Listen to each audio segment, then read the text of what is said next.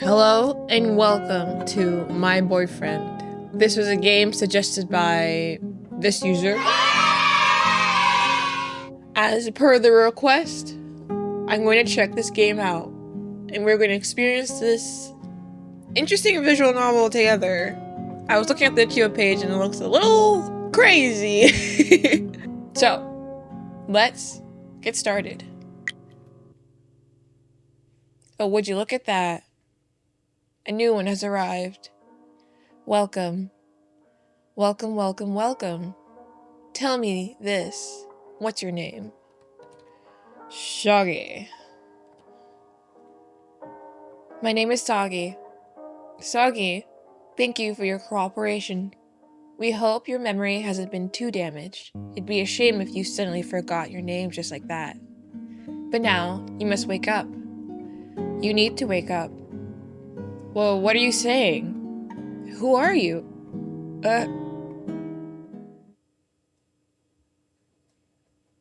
Huh. Let's try this again. It's the usual going on for me. It's like a bad Groundhog Day story. Just some poor sap who works at a restaurant for minimum wage in this godless world. I thought after cutting all ties from my past, life would be easier. I mean, it did, for a bit. Cutting off your family, baggage did wonders, and moving out did help until I had to get a job and find a place to live for cheap. Now here I am, in the only apartment in town, with an awful roommate and an awful landlord, in this awful nowhere town. Onomar. If you're wondering why I'm not swearing, it's very early in the video. I definitely rushed in moving out from my original home. But ever since I moved out to Onomar, there was this stranger that could never leave my mind.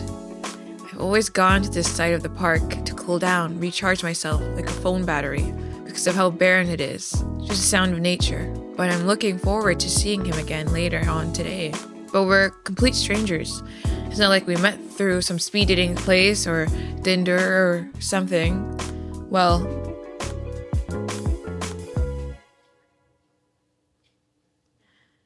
it was Tuesday, September 9th, 7:16 p.m.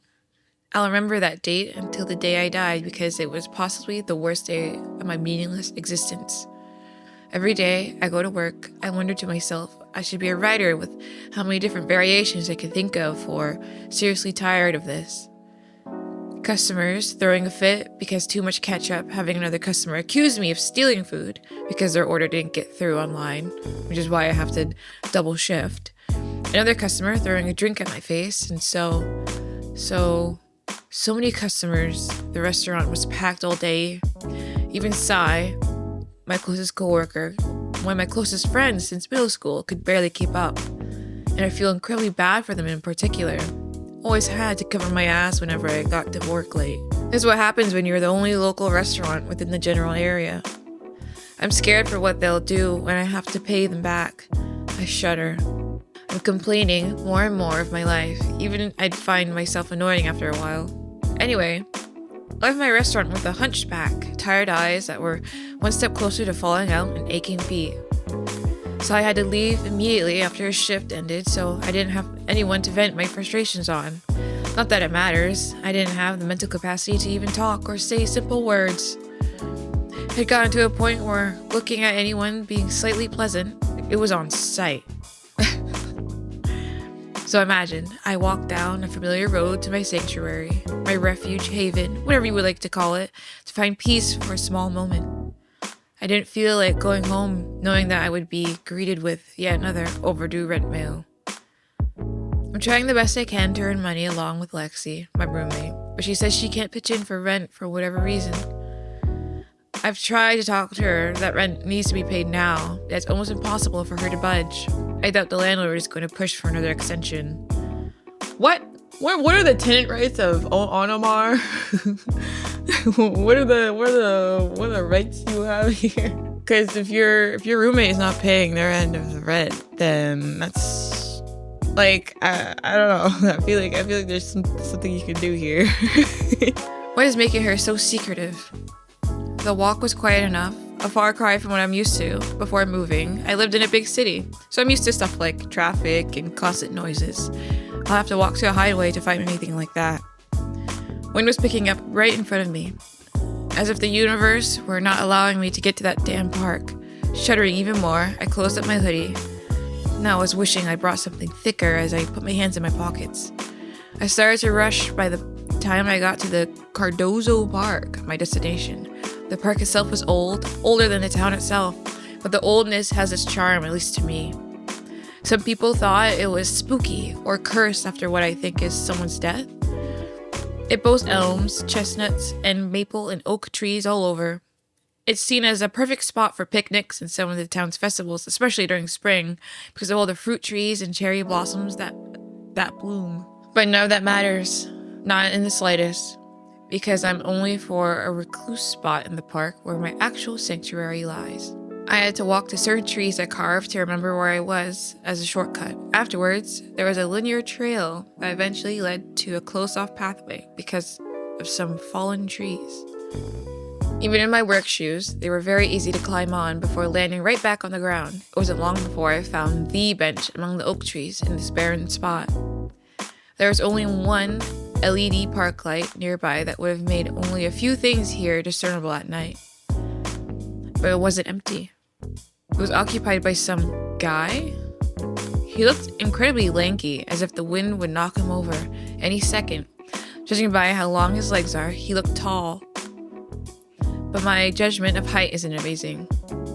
He was sitting at the same bench I usually sit at. Now I'm incredibly tired, stressed out, and frustrated out of my mind of having to deal with ungrateful customers for 12 hours. I would have told off that poor bastard for being at my sulking bench.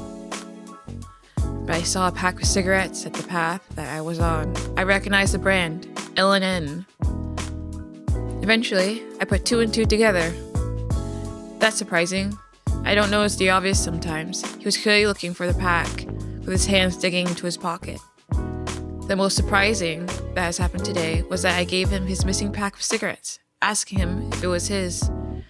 He looked annoyed that I even approached him, but cooled down after seeing what I was holding in my hand. He muttered a thanks. Now, I don't know what came over me when I asked if I could sit with him. Maybe I was just that stubborn to relax, or maybe I was that infatuated by him for whatever reason. What's more surprising is that he scooted over, practically moving to the edge of the bench.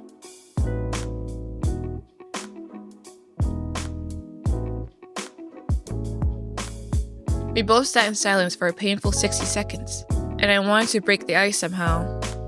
Nice shirt, vest? What brand is it? I haven't seen that before. Of course, I haven't seen it before. I don't know every clothing brand in the world. And of course, he didn't talk. I tried another topic. Do you come here often? Alright, it's not the best conversation starter, but at least I'm trying. With yet another silent response, I was about to cut my losses and just not talk to this guy. It's not insulting or whatever. I wouldn't know what to do if someone just came up to me and wanted to start talking. Especially since that's how I was not even 10 minutes ago. Now that I think about it, I worry that I'm making this stranger uncomfortable. After all, he's probably here to relax like me and doesn't want some goober trying to strike up a conversation with him. I get it. I have social anxiety too. The hard part about having a conversation with just anyone is to remind yourself that most people are nice. Most people don't immediately hate you. But for us, the people with social anxiety or just generalized anxiety, which I have, we often think that any small thing that comes out of your mouth is like they just hate you immediately after. And it's really hard. It's really hard to not think that. The trees were looking more and more like silhouettes. It was starting to get late. It's not abnormal for me to come here at night, but it's not like I'm going to cool down here. Right when I was about to leave, I felt my shoulder being nudged. Turning over, I see the stranger hand me a pack of cigarettes. I returned to him earlier. I didn't say anything, so he finally spoke. You want one? Okay, so now we're at our first safe. Okay. I took a cigarette. And the stranger helped light it. I was no addict, but I did take a smoke or two before. I don't know what Lexi is talking about. It never calmed my nerves. All it did was fill my lungs with weed, but this is tobacco, so maybe it'd be different. It was not. It took all my strength to not cough my lungs out right now. The stranger chuckled at that display. Not into it? No, I get why people do it, but it's not my thing. Which was true. You drink instead? The stranger asked. I do, but not as much as a friend I know. She drinks like a lot. But hey, good for her, as long as she doesn't overdose. I'm golden. Adding on. This is a crazy thing to bring up. No, I don't drink, but I know an alcoholic. Why are you outing them? This is such a weird thing to bring up. Hey, do you drink? No, but I know someone who does. They have a problem. As long as they don't overdose. Okay. That was a weird thing for you to tell me. The stranger hums in response. I started getting a little more relaxed, but he still looked tense. I wonder what's up with this guy, but it's not my business to pry, I guess. Still, I can't help but get curious. Taking a closer look at this guy, I noticed how baggy his eyes are. Could have easily been mistaken for eyeshadow or something. Hell, that's what I thought it was. He obviously doesn't get enough sleep. It's a miracle he didn't fall asleep on the spot after sitting down for over a minute. He definitely looks like he has insomnia, and chronic one at that. Not that I can judge. I've been getting trouble sleeping since I moved in. Hopefully the guy gets better, but I can barely help myself. Don't diagnose him. We don't know what he has. It might not even be insomnia. He's clearly thinking about something though. Maybe I shouldn't ask. Screw it. So,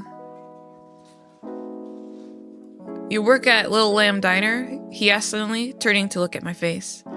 Huh? Oh, I didn't know if I should answer honestly or not, but I was already in the middle of my response. Yep, I do alright. What's up? You do? I thought you looked familiar. He was starting to glance away again. Oh, do I know you? I asked, genuinely curious. I'm pretty bad at remembering faces, and even worse at remembering names. He looked to be in thought again, tapping his foot now in a fast motion. He almost looked nervous. Just curious, that's it, was all he said. I would have taken that as strange if I didn't notice the light blush on his cheeks. Does he have a crush on me? Or am I thinking too much into this? Either way, this guy definitely had way more on his mind after I confirmed where I worked. I don't know why I admitted that to some stranger. The stranger looked to be having finished his drag and dropped his empty cig into the ground and put it out with a stomp. He got up from the bench, about to walk away from the park. I can't help but still want to talk to this guy, and I knew I was starting to miss out on that opportunity the moment he stood up. Before I knew it, I called out, "Wait!" He turned his head, looking surprised. Did you want to go on a date? This is the only option. I suddenly blurted out, "Date?" I barely knew the guy. Why did I say date? I sloppily tried to correct myself. I didn't mean date. I meant more like a hangout date. I mean, just hang out.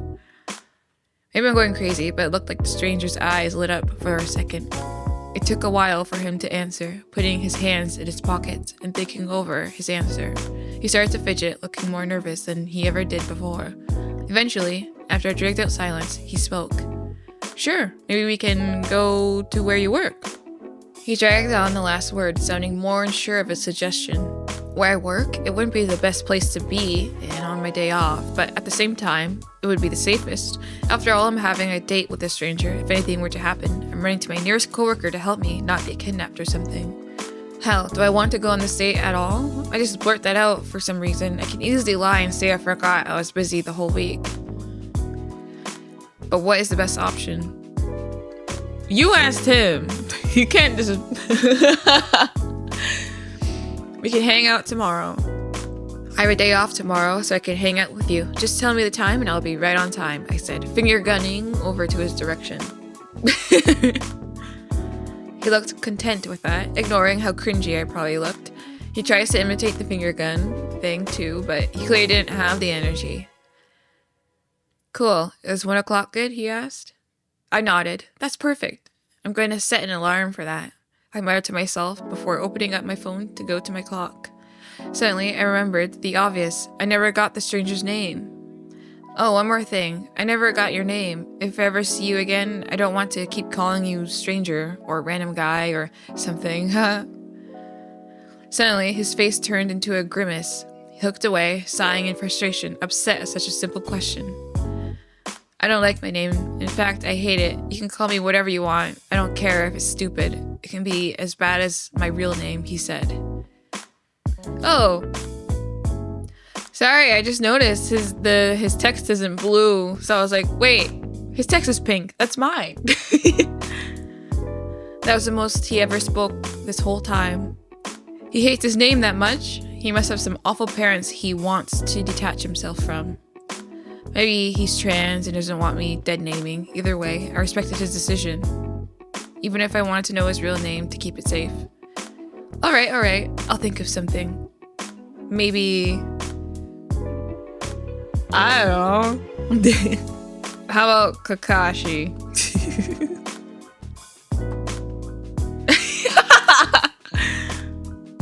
How about Kakashi? I like that. I'd rather be called that. And that was that. I'm glad you appreciate the name, no matter if it was tacky or just straight up rude. Rude? Excuse me. That is a very important man. Alright then, Kakashi. I'm going to be calling you that from now on. I was starting to get so comfortable that I forgot that it was starting to get dark. I'm going to need to head back home, and I'm pretty sure he has places to be as well. Alright, I gotta go home. Sorry for this sudden goodbye. It's good. I'm heading home too. See you whenever. See you later. We both left the park. I needed to nap anyway. I took the shortcut to get back to my apartment, but with the limited amount of streetlights, it was really hard to see. It was starting to get cold, and all I had was a light jacket. On my walk back, I started to think about that stranger, meddling in my own infatuation.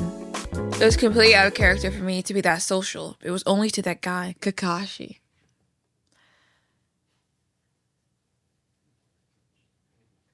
Oh, nice room. My mind suddenly descends into daydreams, and before I knew it, I am suddenly back to my apartment. Before walking to my bedroom, I picked up some instant soy sauce and ramen noodles and got to boiling water on the stove. My roommate, Lexi, wasn't home yet. I'm assuming she went out to have some fun with someone in another place that isn't here, thank God. I shouldn't be too annoyed though. Admittedly, she's careful of who her clients are, so she knows they aren't murderers or whatever, and she's making extra money. Oh, so she's a sex worker. I support. I just wish that her and whoever random schmuck walked in here realized that this apartment is not big and I can hear them from my bedroom. Oh. Okay. Put some soundproofing on that wall or something, like curtains. Put a rug on the floor. While waiting for the water to boil, I started texting Lexi if she got her keys now that I'm home. I'm not a fan of waking up in the middle of the night with several missed calls because she left her keys somewhere in her room. It's not fun on the dispensing end either. At least that's what I think the opposite of receiving end is called. Putting my phone back in my pocket, I put the noodles and flavoring packet into the boiling water, and after several minutes, I poured my ramen into a bowl. After getting some chopsticks, I started devouring the cheap ramen. It was alright. My now empty bowl of ramen is placed onto the kitchen sink, and I leave to go to my room, turning off the kitchen lights. Moving over to my bedroom, I took off my work clothes and changed to my pajamas, a loose, oversized tank top and boxers. Making myself relaxed, I closed my eyes, took a deep breath, and sighed. Home sweet home. I got a notification on my phone, a response from Lexi. Yeah, I got my keys. You don't have to wait till 1 to get the door, lol. Hell yeah. I walked over to my closet at the corner of the bedroom, feeling pretty proud that I called the walk-in closet first when I moved in with Lexi. I moved some clothes out the way, regretting having thrown some of them on the ground. The annoyance quickly disappeared upon turning on the dim light in the closet, closing myself upon the hanging clothes to obscure anyone from seeing my shrine.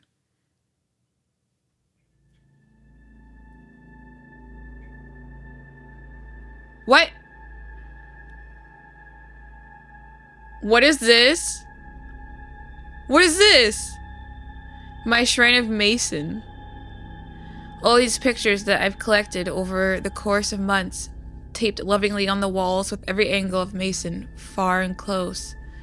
Some stolen clothes from his closet that would never be missed, placed in a pile to smell every night before I sleep so I can remember it in my dreams. Various objects that he dropped, from used tissue that he used to relieve himself, to bottle caps that he also loves to collect. He's been very adamant about that hobby. It's adorable to see his little collection. I just couldn't take it. Finally, 3 white boxes at the right containing a single peony, a single rose, and a single orchid, respectively from top to bottom. It didn't matter if I accepted the date or not. I will see him again, and he will be given one of these flowers. Of course, real this time, not the fake ones that are in that box. I need to go to the flower shop to make my decision. Oh, okay, so this is where the horror part of the game comes in. I am crazy. What? Oh, Mason. I know I'm just a stranger to you, but I've known for all those 9 months. Huh. I was so nervous to finally go up to you, but now I have you. I'm in your mind, your memory, and I'll make sure that we're going to be together. No matter what it takes, no matter how much blood, sweat, and tears I'll have to sacrifice, no matter how many people I sacrifice at all. Okay. Okay. I see that look in your eyes. You want me as much as I want you, don't you, Mason? God, you even let me name you. It's like you wanted me to tag you. Ha ha ha! You can try and deny it. It doesn't matter. I know you. Oh God, do I know you. I sound disgusting. Ha ha ha. If you could hear me, I'm sure you'd understand what it's like to find your new adoration, your beautiful obsession. Breathing in your clothes isn't enough anymore, but now we're closer than a passerby. I love you too much to have you slip away through my fingers. After all, you are my boyfriend. Oh!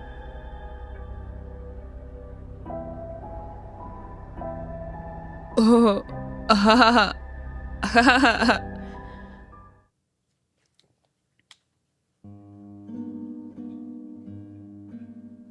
Okay. Now, that I did not expect at all. That is crazy.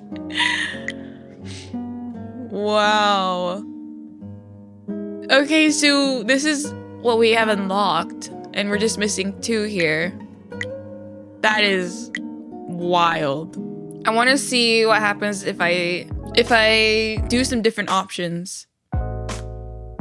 So I'm going to refuse his offer. I refuse his offer. The stranger shrugged. Suit yourself.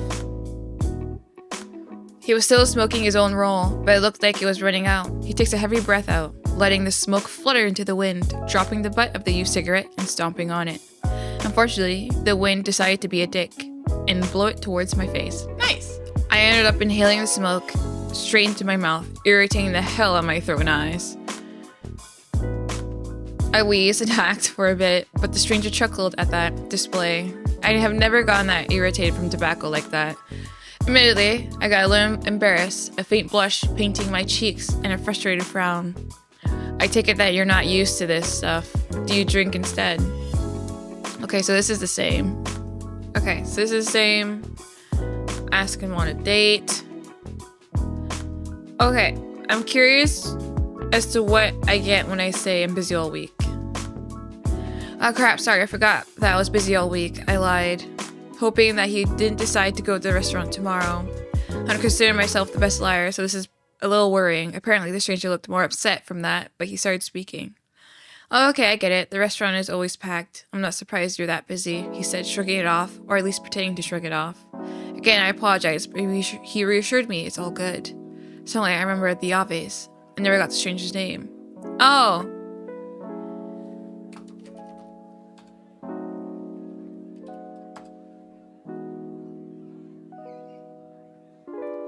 It's good. Oh, wait.